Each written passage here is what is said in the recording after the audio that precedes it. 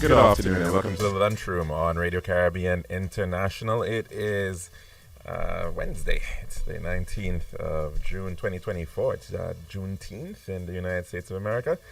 And this is program number 1198 of the Lunchroom. I'm your host, Calix George Jr. And of course, in addition to 101.1 FM radio, you can also get us at our website, rcisaintlucia.com. We're also streaming live on Facebook. And that is on our page. Be sure to share and like it as well, please, with your friends and family. And if you want to call in a bit to tell us what's on your plate today, the number to do so is 452-3046. Again, 452-3046. You also have the option of messaging in via WhatsApp. That number is 724-0008.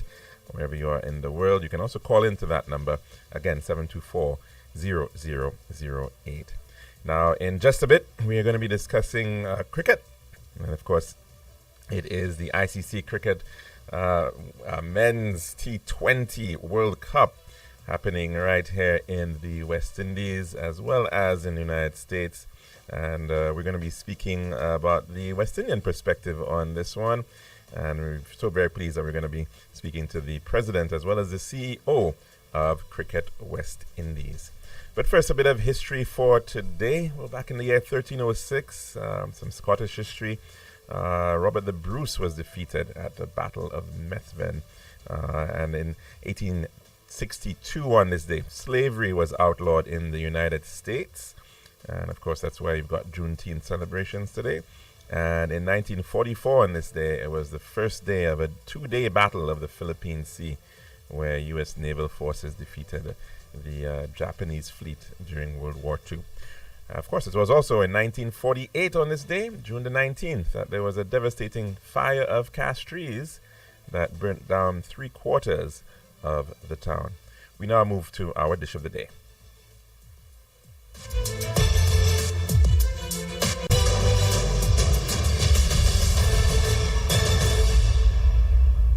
The daily dish is brought to you with the kind compliments of our good friends at Tiles Plus.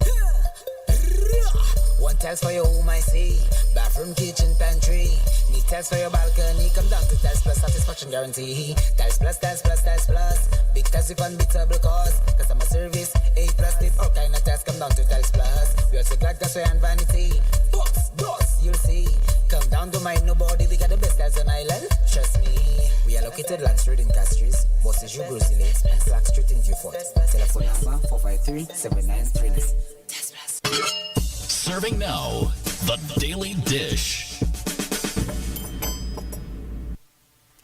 And welcome back to our program here today for this Wednesday. And it's, of course, a very special Wednesday here in St. Lucia. And it's all going to be happening, all eyes fixed to the Darren Sammy Cricket Ground come 8:30 tonight, where the West Indies will be playing their first of their Super 8 matches against the English side. And of course, no doubt the Barmy Army is already around and in all the different watering holes and having a good time. Hopefully they'll be able to make it to the match tonight. And to tell us about cricket right here in the West Indies, of course, buoyed from coming out of that wonderful win on Monday. I'm so very pleased that we have two gentlemen who know everything that there is about cricket in the West Indies. And first and foremost, Dr. Kishore, I hope I'm getting the name correct, Kishore Shallow. And he is the bright new gentleman from St. Vincent who has taken the reins of Cricket West Indies. 40 years old, an entrepreneur, and he, of course, also a holder of a master's degree, a PhD as well in business administration. And he heads the Cricket West Indies at this time. And so, of course, welcome to the program, Kishore. Thanks for joining us. And I should say, of course, welcome home, because you are, of course, from the neighboring island of St. Vincent and the Grenadines. And also joining us is the Chief Executive Officer of Cricket West Indies, the man who probably has lots of pressure making everything happen, the logistics, the operations, Mr. Johnny Grave. Gentlemen, welcome. Thank you for joining us here at the Lunchroom. Thanks, Calix. Grateful for the invitation. Good afternoon to the listeners. When I heard of the lunchroom, I was expecting a spread, a buffet style and so on in the studio. But Yeah. I guess we'll get that when we go outside. Perhaps so, perhaps so. It might be a little leaner than that. Maybe. We may be sticking to just the water, though, to keep fit for tonight. That's fine, that's fine. But pleasure being here. Indeed, Great indeed. stuff, man. And of course, welcome as well, Johnny, to the program. Thanks for joining us. Absolute pleasure. Thanks for having us. Now, of course, West Indies is a pretty good place right now. The crowds are loving the performance thus far. Of course, it was a spectacular night just 2 nights ago at the Darren Sammy Cricket Ground. Records broken, numerous records, great performances. I think they certainly have put themselves in a really good position psychologically heading into tonight. The team is in a really good place. They have been preparing for over a year now since Darren Sammy took over as the head coach of the white ball team. And, they have been consistent with their performance, winning, I think, 4 out of 5 series since. Recently, you would have seen them move up to the team move up to the ranking, the ICC ranking. We currently sit at number 3. I think that's the highest position we have been, certainly since 2016 when we won the last the World Cup, and so really incredible performance from the guys over the last year or so. We have seen some individual success, right? Godakish Moti, Puran recently at only age 28 has passed Chris Gayle with the most sixes and most runs in T20 international cricket. So really great for the players, and I think that we are well poised to achieve greatness come June 29 in the final, and that is the intention. Everything really has been focused on winning this World Cup, and so far so good. So commendation to the team for sure, and for all those working behind the scene to support them. Do you feel that this is a sort of a watershed series, this T20 World Cup? I mean, you're hearing a lot of people who would have said that, I'm going to have to start back watching cricket. I think we may have lost a lot of following due to the lackluster performance over the years, but there seems to be an amazing revival and energy coming from the West Indies at this point. There's certainly a buzz, really encouraging to see. The World Cup, here in the West Indies has certainly provided that opportunity as well. But the guys have been playing really good cricket consistently in different formats, in all the formats, and not only the men in maroon, but our female team as well. They have been doing really well. So with all the success on the field, people are taking note of it. People are involved. One thing for sure is that we have not, people have talked about the lack of interest in cricket. That was never the case, but because the performance haven't really been favorable, you had fans kind of quiet, I would say. But we have always had tremendous support, and whenever we had series locally, we have seen the crowds coming out. Recently, we heard going into Jamaica that cricket is dead in Jamaica, and when we went there, it was the total opposite. The stadium was, there was great attendance, and so we are encouraged by all of this, but certainly the performance on the field helps. I mean, we've gone through all of these phases of having politicians even getting involved in the future of West Indies cricket. You've seen these types of interventions and what have in the past. But the current circumstance right now, you feel pretty confident that we've got a pretty bright future ahead for us. Well, I've never lost hope. There is always, when you involve, as I am, in terms of the administration of cricket, you get a greater appreciation for the deficiencies and the challenges. And those can be rectified or resolved in overnight and in a year or two. And it has been a process over the last few years moving in this direction. I think by all means, we are seeing the fruits of the labor in the last couple of years really, and we're just pleased. But the mistake we have made in the past is actually pausing to celebrate, and when we have celebrating too early, when we have any level of success, right, to forget that there are opportunities for improvement. And where we are now, CEO, myself, and the board, really management, is continue to seek to improve we are still not nowhere close to where we really should be as an international organization. And so it is to continue identifying those opportunities for improvement, establish those processes, those standards, so that we are consistent. But it's always encouraging when you see things taking form in the way that you anticipate or you plan it out. So it's still a work in progress, but we appreciate the success that we are seeing now. Let's talk a little bit about the brass tacks of cricket and the impact that it's actually making. The West Indies has perhaps had a pretty good legacy. They've always been above what you may expect from a pool of just about 5 million people in the English-speaking Caribbean. When we compare ourselves with England, with India, China, much larger populations, it must be a little challenging, though, of course, within that context, to keep the organization going, the costs involved, the support. How is that going for the West Indies cricket? Yeah, there are tremendous challenges. The fact that we are a small region, but we are also separated by waters, the different territories or countries, and those pose unique challenges to us as an organization. We have never been short of talent, so that is one asset that we have in terms of our players that has always been there. Because of our limited resources, we haven't been able to establish the systems, or get the infrastructure that are necessary to make us, a force to be reckoned with consistently. What this World Cup, for example, has afforded us is the opportunity to establish those infrastructure, improve our infrastructure. So you will see, even if you go to Darren Sammy Stadium now, it has transformed from where it was even a few months ago. That is similar for all the facilities across the 6 countries that we are hosting the World Cup.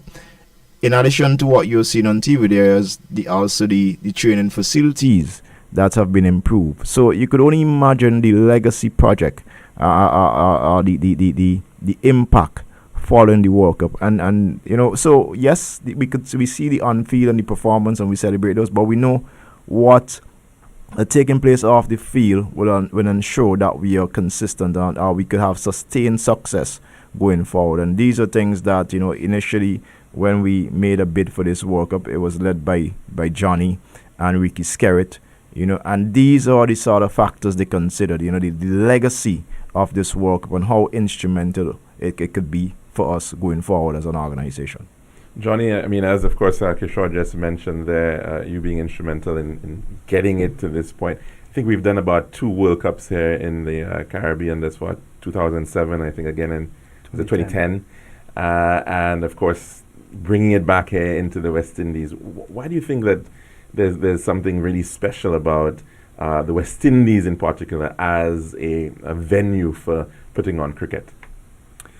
Yeah, look, I think we all feel very much that there's nowhere better to watch or play cricket than the Caribbean. I think anyone that went to the Darren Sammy Stadium on Monday night and saw the atmosphere there, saw the way that the team performed with the support of the crowd, that was an amazing atmosphere. I think it'll be even bigger tonight in a crunch game against England, the defending champions. So there's still a few tickets left. So I encourage anyone who wants to be at the Darren Sammy Stadium to not rest on their laurels and to quickly buy them online or head down to the stadium to get the last few tickets that we've got, both in the stands and also in the party stand. But I think from our side, this is a really important hosting opportunity. As the President rightly says, the opportunity for us to get the level of capital investment that's gone into the facilities from our governments, and we must pay tribute to the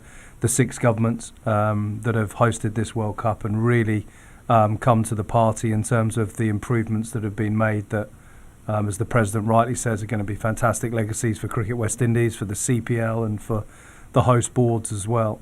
The timing of it's quite important because we just launched our new 4-year strategic plan, and all of the legacies of this, really important that we capitalise on not just the feel-good factor and the energy behind it from all stakeholders, the local boards, the governments and the fans and the players themselves, but really drive home those improvements that we've identified, because we're still going through the process, I guess, of professionalising West Indies cricket on and off the field. Yes, our players are paid. They're paid very well, both the men and the women, and the recent announcement that by 2027 we're going to have pay parity with our women's team. And I don't think enough people in the West Indies understand what a viable career cricket is. You know, we've got millionaire cricketers, and that's only increasing, particularly with the way in which the Indian Premier League and the Women's Premier League in India are tracking. So all of that's exciting, but at the same time, you know, there are always going to be challenges. But I think so far the legacy, particularly in the 6 host countries, but hopefully in the other international venues that we have in the 4 countries that weren't part of this World Cup, they're also doing improvements. So we were speaking to Dominica yesterday, and they're putting in lights at Windsor Park on the big investment that the government made there following the damage that the stadium had from Hurricane Maria. So there's an awful lot of activity going on, and hopefully this, these relationships and this energy that we have behind cricket can continue. And certainly it's exciting times, because straight after this we have pretty much a South Africa series. We then have the CPL itself, and then we have England coming in November and Bangladesh just before Christmas. So there's going to be lots of cricket across the Caribbean for fans to get behind, and hopefully the team will continue the performances that we've seen today. Indeed, and you mentioned, of course, the countries here in the West Indies. I wanted to speak a little bit about the pairing, of course, with the United States, North America. I mean, I go back to history a little bit, and I think in the 1880s, the first tour West Indies outside of the West Indies was actually to the United States, to New York and Philadelphia and Canada. And it's now come full circle, interestingly enough, with this rising interest of cricket in North America. How do you see that impacting the game in the future, in the next 10 years? Well, I think firstly, we've been fairly outspoken in our belief that the ICC funding model is weighted heavily against countries like the West Indies. And one of the aspects that we were lobbying and asking the ICC to reconsider was their decision back in 2015 that all the men's events between 2016 and 2023 were hosted by the 3 biggest countries, Australia, India and England, because these World Cups, as we've explained, not only give you the opportunity to re-energise your fans and to give you home advantage on the field, but they also give you the ability to have capital investment come into stadiums and infrastructure. So in addition to that, the host board gets paid a host fee by ICC and keeps all their ticket and hospitality profits. So again, they're big revenue drivers for boards. So it's important that their opportunity is shared for all of those reasons. And this is the first one that is coming in this new cycle, which will see boards like ourselves. The next men's 50 over World Cup will be hosted not just in South Africa, but shared with Namibia and Zimbabwe. The next T20 World Cup at this time of year will be hosted between England, Scotland and Ireland. So again, this approach to co-hosting is important for the factors that we've explained. I think we felt that if we are the strength of our bid, and it was a very competitive bid process, everyone wants to host men's events in particular, was strengthened by partnering with the US. We've been playing there in Florida now for a number of years, and we know that the demand and appetite for cricket exists, particularly amongst our diaspora and other expats that are living or set up lives in the US. And I guess with Major League Cricket launching the year before in Dallas, the welcome news that cricket will return in 2028 for the Los Angeles Olympic Games as an Olympic sport, all of that momentum really sort of drove a decision to share, albeit heavily stacked in our favour with 39 matches here and 16 in the US, but important that we continue to really, I guess, put a cricket position down there, and we saw that in football. What the catalyst of having that FIFA World Cup back in '94 was, and hopefully this can have a similar effect. Certainly we'll continue to explore opportunities to work with USA Cricket and to engage our diaspora and the cricket fans there. And from a media rights perspective, which is still our biggest revenue outside of ICC funding, the US market is now our 4th biggest market, and hopefully with more interest there, it will have a positive impact on West Indies cricket, because we're we play the most amount of cricket in this time zone, and clearly if you're playing in the time zone that's friendly to fans to be able to watch, West Indies rights will be worth more in America than anyone else's. So it's important commercially, and again we're very much about growing the game, and this whole sort of momentum behind USA cricket will hopefully just continue to build, and as I say, hopefully will be culminating in cricket being in the LA Games, which is exciting for everyone. I think there was this social media video that is circulating where somebody was making the point that, who's the most followed, celebrity on Instagram, and it's not LeBron James, it's Kohli out of India, and they're making the point that America needs to come on board with respect to cricket because it's actually huge. You see that, of course, Kishore, that it's actually potentially big dollars for us here in the West Indies. Because we're so close, 4 hours away, and could become a wonderful opportunity to grow that market. Well, I mean, globally, cricket is growing. It's actually one of the, if you want to say, positive challenges of this sport now in managing the pace at which the game is growing. T20 has totally transformed cricket. It's very commercialized now. It's a case of us maintaining or managing our players' workload, ensuring that they're available for international cricket and so on. But, it brings tremendous opportunities, certainly to Cricket West Indies, as I'm sure for all our counterparts. And we just have to find a way to optimize the opportunities. But I think it's certainly something that we relish, opportunities and / challenges that we relish, and we just have to make the best of it.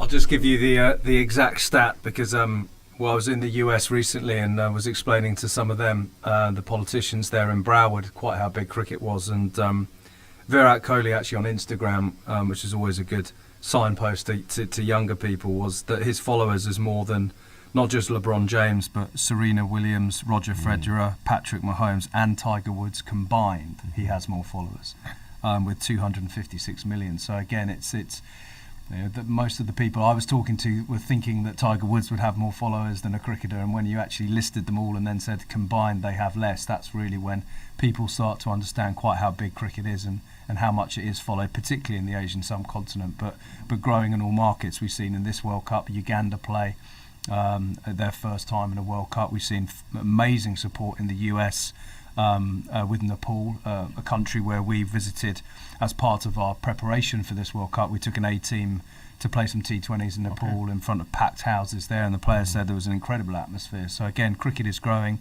outside of that sort of traditional fan base amongst the sort of Commonwealth, I guess. And we welcome all of that because it's new markets, new opportunities, and more people watching. And of course, if we do when we win this World Cup, you think that's really going to be putting us at the point where West Indies cricket, that brand, is going to be globally recognized to the point where people are going to be wanting to come down to the Caribbean or follow West Indies cricket every time they play. Johnny used a word, re-energize, I would say, because the brand has been established. It's as good as any other brand in the world. I mean, most cricket enthusiasts will tell you that West Indies is either their favorite or second favorite team. Right, and so we have realized that, and even the strategy of moving into North America, we have held the hands of both Canada and USA cricket for the longest while, supporting them. Recently, there have been quite a bit of interest from South America as well, and we are well positioned to assist them. But certainly, winning this World Cup will help us to, it will make us an even more attractive brand. We'll be in probably the best position ever to sort of say, I would say optimize those opportunities that are going to come our way. Because the fact that we have transformed as an organization, still has some way to go, but in terms of being a professionally run organization, I would say that we are very close to where we should be at this stage. And we'll be better positioned to, like I said, to monetize and optimize these different opportunities that are going to come our way. A question for you, of course, is always, it's perhaps something that comes up all the time, but it is of interest to perhaps the older folks, the whole matter of Test cricket. Is it on its dying legs? Is it something that we're going to keep? Maybe subsidize it to keep it there. How important do you think Test cricket still is? I'll let Johnny add as well, right? But just to say, I had the opportunity to be in Australia recently after we won that Test match in Australia, and I can tell you that compared to us winning the 2026 World Cup, 2016 World Cup, 2016 and 2012 World Cup, I don't think we have had any celebration as huge as winning that one Test in Australia, right? And that, I think, was a good reminder of how much Test cricket means to people, not only in the Caribbean but in the world. But just to go back to my trip to Australia, by the time we got there for the T20 series, I mean, Australians were celebrating the return of West Indies, in terms of success in Test cricket. And they all see us as still a force to be reckoned with. So the appetite is certainly there. People are still very interested in Test cricket, but because of the fact that our performance over the years, it hasn't really been the best. And so we persons will probably more tune in now and tune to T20 and ODI to a lesser extent. But certainly the interest and appetite is there, colleagues. But I'll let Johnny, because I know Johnny is almost a purist as well. And of course, I mean, we've seen the numbers of Test matches come down per series. I think it's down to about 2 per series now. I mean, except maybe the big ones, Ashes and those contests. What do you think? Is this something that Cricket West Indies is going to continue to be putting in resources in terms of developing a good Test side? Yeah, I think so. Look, from our side, the philosophy on the field, from a cricket perspective, is still that in terms of developing talent, it's the longer form of the game where you really learn the fundamentals of the sport. So you've seen the big investment recently of the academy that we've launched for the men and the women, and the additional investment for that West Indies academy, along with the combined campuses and colleges to participate in our 4-day championship, is really important. So when you come out of the under-19s as one of the best cricketers, you go into the West Indies Academy. You get to play not just the List A Super 50 competition, but you get to play 7 4-day games. And we've just on tour at the moment with Ireland with our academy. We hosted them in the early part of the year. So when you combined playing in different conditions as an academy, along with playing against the best of our talent at regional level in the championship, we're hoping that 3 or 4 years after being in the under-19s, you're going to have a sort of 40 to 50 first-class games as a foundation. That whether you then become a T20 specialist or your game is more suited to white ball cricket than red, the fundamentals of the sport, the tactics, the strategies are all learnt at a young age. So I think on the field we feel that 4-day and long-form cricket is important, and particularly with the cricket won't stop after the 29th of June. We've got our under-17 boys competition that we expanded last year to include 2-day cricket as well as 1-day cricket. Our under-19 men's competition starts just after the under-17s, again with the addition of 3-day cricket, as well as the white ball 50-over form. So, and we've got the Test series in England, which, as you say, is a rare Test series for us to be playing 3, but we're playing again at Lords and Edgbaston and Trent Bridge. I think the first 4 days of all of those have been sold out. So again, it shows the strength of the brand. It shows how much people want to watch our team. I was recently at some of the schools initiatives that we've been running across this tournament, and to see the kids line up to want to get Shamar Joseph's signature and a selfie sort of proves, really, because he hadn't played much cricket in the Caribbean, how much people know about Test cricket, even if they're not physically in the stadiums, because they're played during the day when people are at school or work. People are still watching, following, checking in the results, watching highlights and clips, and I think Test cricket still has a role to play, and the World Test Championship is a good sort of stepping stone to make, I guess, Test cricket have a bit more context and easier for fans to follow. But I'm sure once this World Cup finishes that all the focus will be on that England Test series of retaining the Richards Botham Trophy and seeing whether that performance in the Gabba can be repeated, I guess, by going to beat England in their own backyard, which would be again a big statement, I think, in terms of getting our cricket back to where all the fans want it to be and where all the players and administrators want it to be. So yeah, it's the nature of the sport that probably next week, I think the team, minus their T20 players, will be going over to England to start the preparation camp, and so the players that aren't involved in this World Cup will start preparing, so that as soon as this finishes, obviously the likes of Alzari Joseph and others and Shamar Joseph will go and join them. But at least that core group of players is already preparing for what will be a very, very difficult series in their home conditions, but one in which I think we can have an enormous amount of confidence and say, you know, it would be a big statement following that historic win at the Gabba if we were go to beat England in July, which that's again obviously everything that we're working towards. Indeed. Sure. Yeah, let me just expound a bit, right, on that. Our philosophy has simply been to invest in all our formats across both male and female, and you would have seen, you know, quite a bit of investment taking place. So we realize that Test cricket is as relevant now as ever. You would have seen investment, as Johnny said, in our 4-day tournament where we increased prize monies, highest it has ever been. Also, the separation of our head coaches across both white ball and red ball for men. You know, it gives us, you know, equal focus on both formats.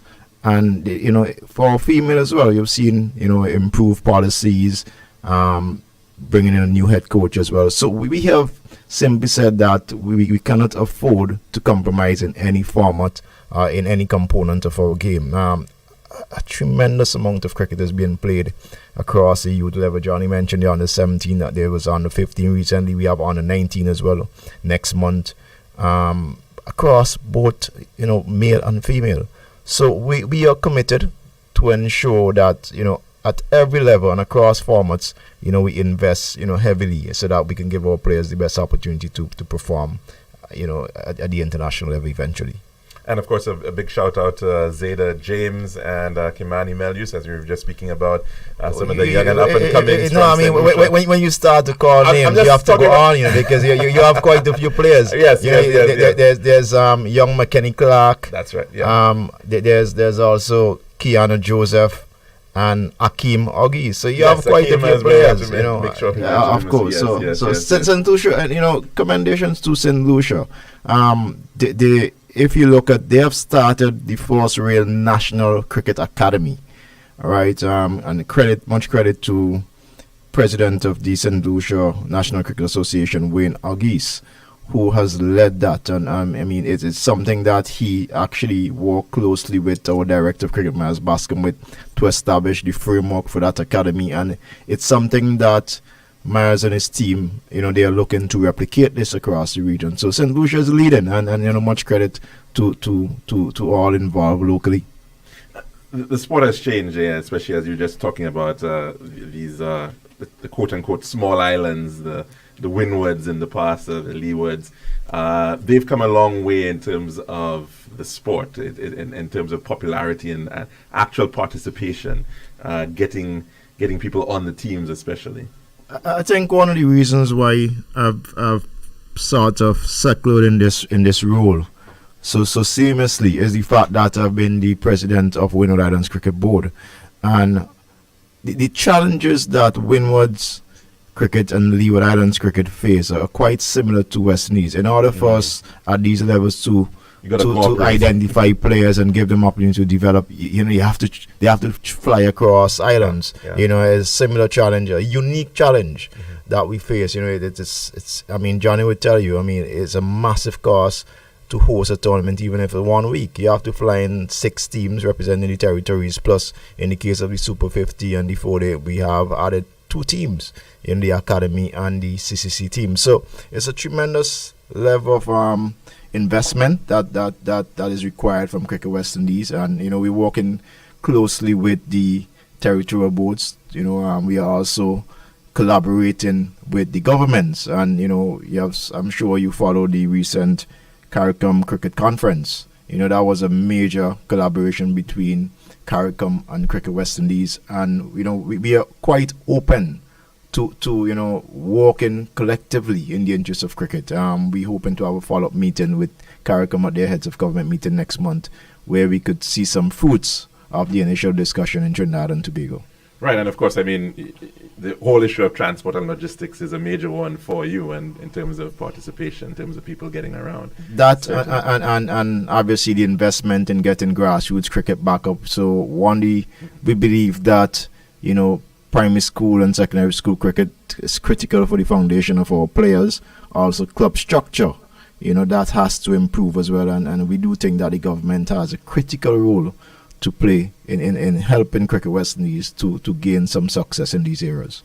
And we're seeing some, as of course you mentioned Dominica, but I just want to speak a little bit about Honorsville in your homeland, St. Vincent.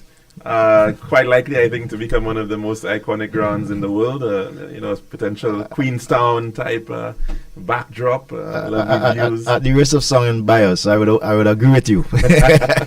You know, but no, man, right across the region is fantastic transformation. Like I said, when you look at St. Lucia,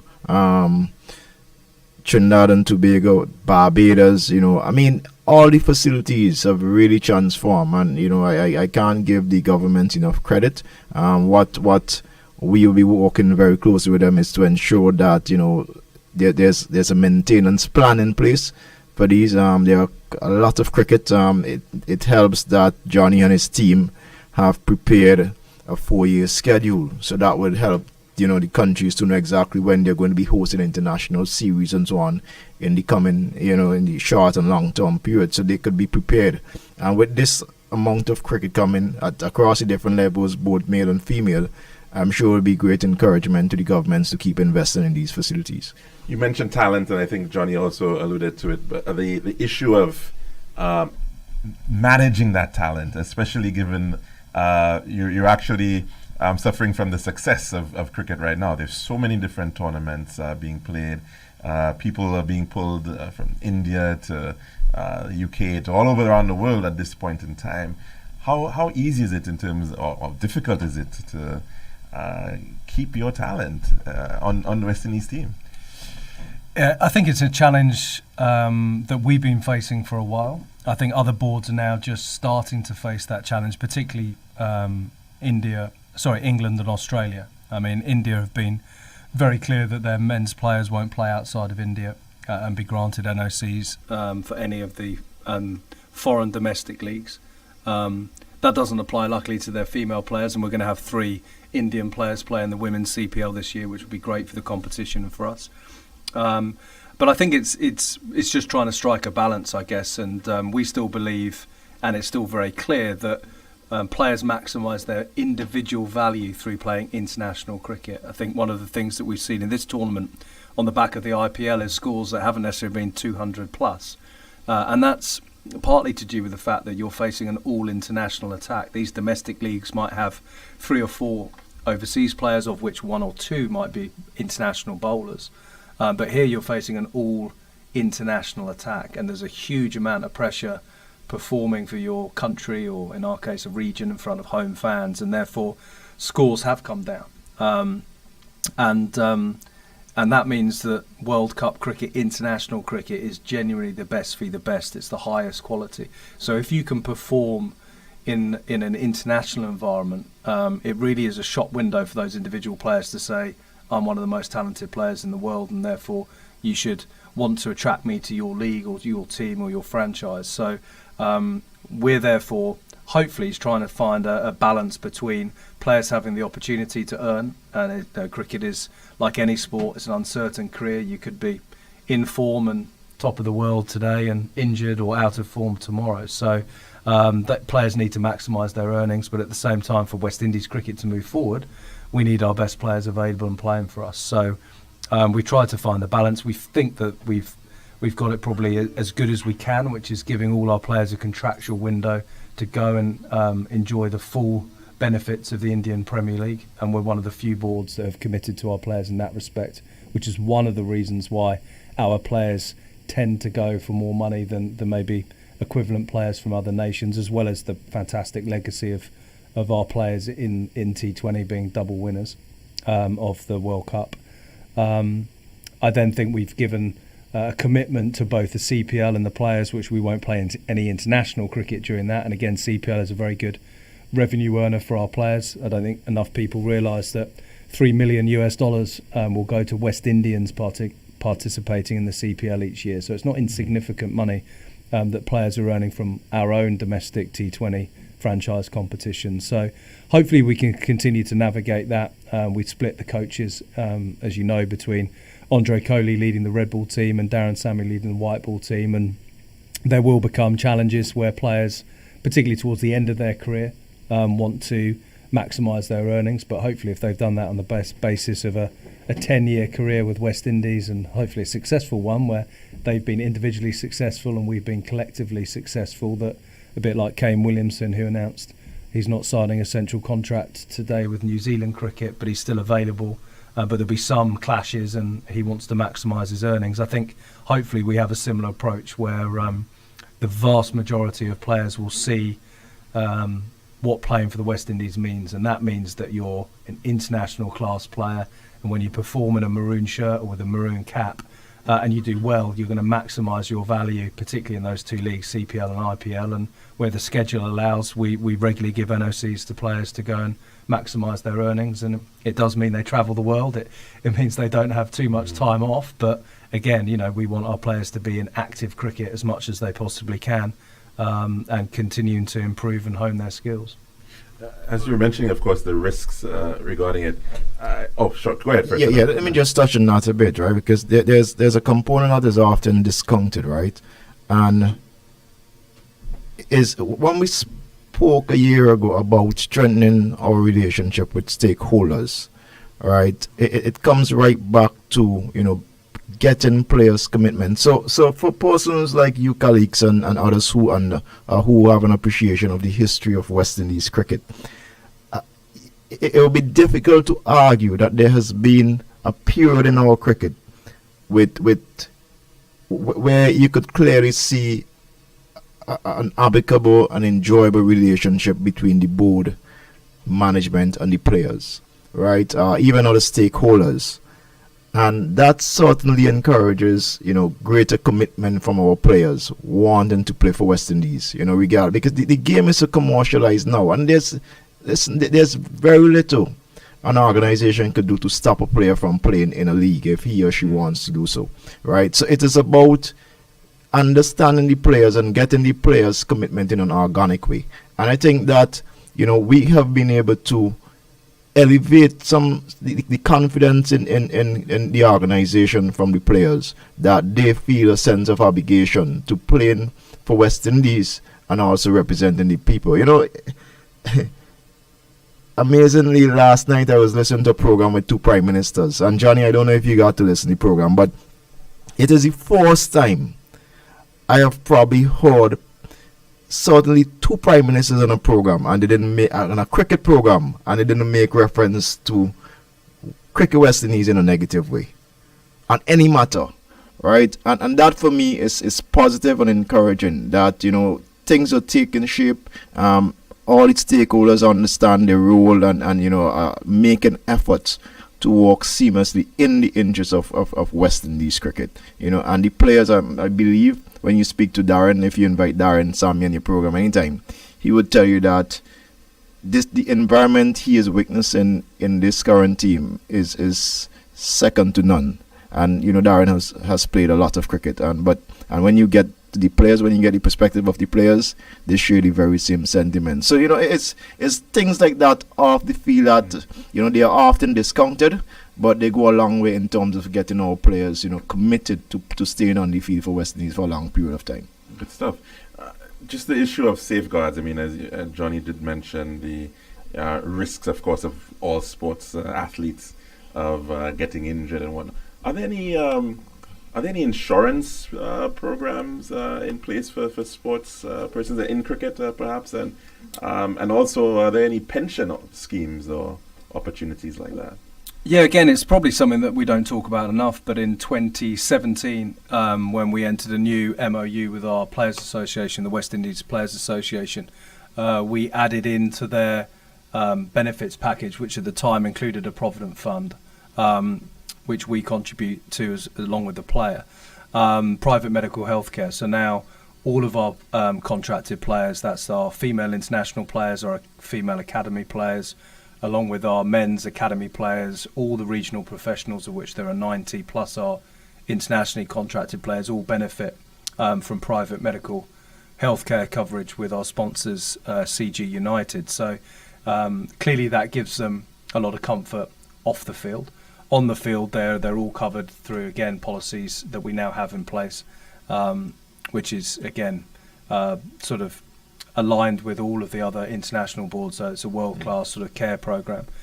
We've also recently started to reinvigorate the West Indies Retired Players Fund, which will be a sort of a further backstop, I guess, for any player that gets injured or falls on hard times after their career. So hopefully us, along with that fund and the West Indies Players Association, and a big investment in the medical support structures that we have, every team now at regional and at international level is accompanied by professional qualified physio, strength and conditioning coaches. We have a medical doctor that's with the team on World Cups and international duties. We always have a local doctor for all of our games. So again, hopefully the increase in fitness and the drive for having better support structures in place means players will be fitter and stronger and faster, but also if they do get injured, they've got full-time professionals to rehab them back to full fitness. And as I said,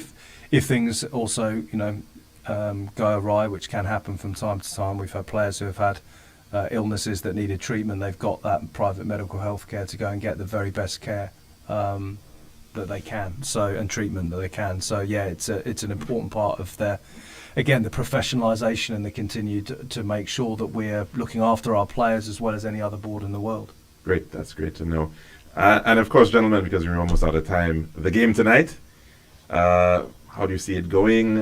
What's the plan? I don't know if you want to put it out there, of course, to all listeners. But we're going up against England, of course, and that's a significant team.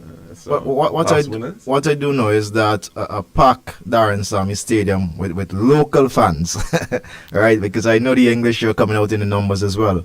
But certainly that 12 man off the field will get the fellas over the line, and I know every West Indian now and fans across the globe supporting us. They'll be hoping for another convincing performance as we did a couple nights ago against Afghanistan. But the guys are upbeat. They've been working really hard. They've been preparing for months. And it's always great entertainment when West Indies and England play. They have some fantastic players as well. But one thing I know is that both teams, they're two teams who I think most people started the tournament saying should be in the top four. And so I expect, probably one of the best games in the tournament so far. And the weather is looking perfect. I just urge all St. Lucians, and if you don't have your ticket already, now is the time to jump online and get your ticket or find the box after. Find yourself into the ground you do not want to miss out on this opportunity.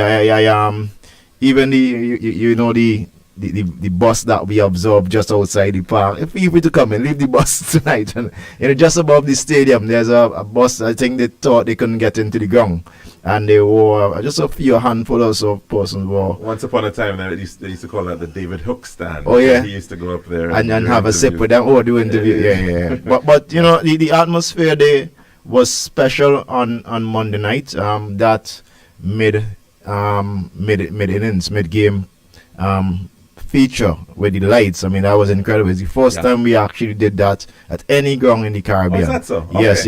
And I'm sure Fawaz and his team as a management, they have something in store for fans later again. So come over to Darren Sammy Stadium, and I'm sure it's going to be a wonderful night. So there are going to be some special things there as well, and of course the after party for those who are interested. Your take on it?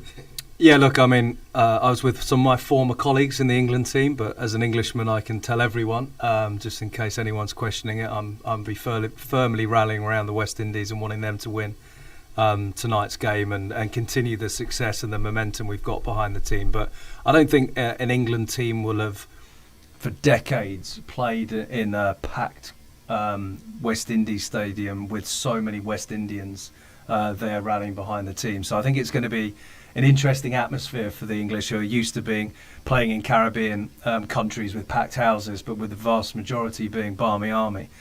So I think it's going to be a special night. I'd encourage everyone not just to get to the stadium, but arrive as early as you can and get into your seats, enjoy the pre-match warm-up, and really show your support of the team and the players, and make sure that, as the president says, England are going to have to beat 12 people tonight with that special St Lucian crowd cheering every 6 and 4 and every wicket and every catch and every cut from John to John. Exactly. But he got 2 spectacular ones. He did, he did. So with local players in obviously Jono and obviously Darren leading it as head coach. Hopefully we can leave St Lucia tomorrow and go to Barbados for our next game against the US, full of confidence and still unbeaten. But we know it's going to be a huge challenge. They're the defending champions. I'm sure there will be some nervous moments this evening that none of us will enjoy. But if we can get across the line and win, and as I say, keep this momentum going, then we can be really confident going into that match in Barbados and USA, and then have a real party on the weekend in Antigua at the Sir Viv Richards Stadium against South Africa, and look forward to a semi-final, whether we're going to be in Guyana or Trinidad. And do what the mission has always been, which is to make sure we're at Kensington on the 29th of June. So plenty more cricket, and for those that can't go tonight, there's some of the best players in the world going to be playing over the next few days. So I'd just encourage everyone to come out. There's going to be billions of people watching online and on TV, and to wave the flags and cheer and support the cricket, because it's a great way to promote St Lucia as one of the best places to come for a holiday, or to come for business and economic investment. So the more St Lucians that can get out there and show what a wonderful place this is, I'd encourage them to do so, because not just tonight, which is obviously the most special and most important game, but there's the best teams in the world are coming over the next few days. Yeah, certainly, and looking forward to that too. I mean, South Africa is going to be playing England soon as well, and as well Australia against India. That's quite a lineup here at the Darren Sammy come the weekend. Gentlemen, Kishore, thank you so very much for joining us. Johnny, thank you so very much for joining us here at the lunchroom. It's been an absolute pleasure, and of course the best of luck to Cricket West Indies and to the team tonight. Thank you very much. And that's our program here at the Lunchroom on Radio Caribbean International. We do hope that you can, of course, join us tomorrow for a victory party, maybe. Well, of course, definitely. And we'll be seeing you there. I'm your host, Alex George Jr., saying goodbye.